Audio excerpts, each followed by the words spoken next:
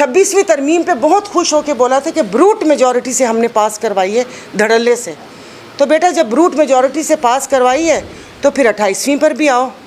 फिर क्यों जान निकल रही है ये कि भाई पैसा NFC में से कटेगा या बेनज़ीर इनकम सपोर्ट उसमें से कटेगा। इस माइक के अलावा भी आवाज़ आती, वो कहते हैं ना कि मालूम नहीं मेरे सयाद को कि घुटती है अगर सांस तो खुलती है ज़ुबां, और कि जितना हमारा गला दबाया जाएगा उतनी ही आवाज़ हमारी ज़्यादा गूंज से निकलेगी।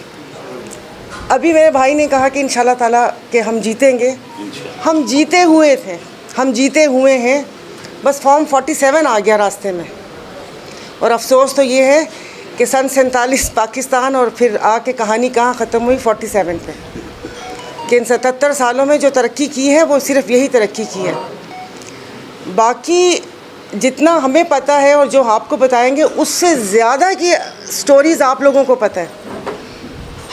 अब ये और बात है कि माफ़ कर दीजिएगा कि ज़ाहिर है पूरा मुल्क ही वो कहते हैं ना कि उस खौफ के साए में है कि वो बात इतनी मीडिया तक आती क्यों नहीं है। बाकी चीज़ें तो बाद में, इस वक्त जो सिंध में करप्शन का बाज़ार गर्म है कि अब वो कहते हैं ना कि वो हद ख़त्म हो गई है, वो लिमिट हम लोग क्रॉस कर चुके हैं।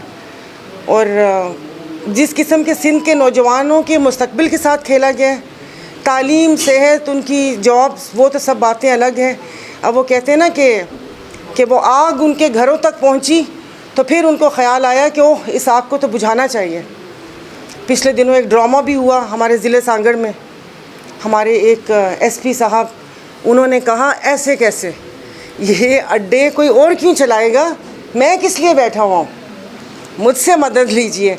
तो वो पता चला कि जितने भी वहाँ पर आइस, क्रिस्टल और सब चीज़ें थीं वो थानों में चल रही थीं। और बाकायदा मैं बार बार वही कह रही हूँ ना कि आप लोगों को ज़्यादा पता है कि ये सिस्टम कैसे काम करता है। तो इन्होंने, जो नौजवान नस्ल है सिंध की, ये तोहफ़ा दिया है इन्होंने।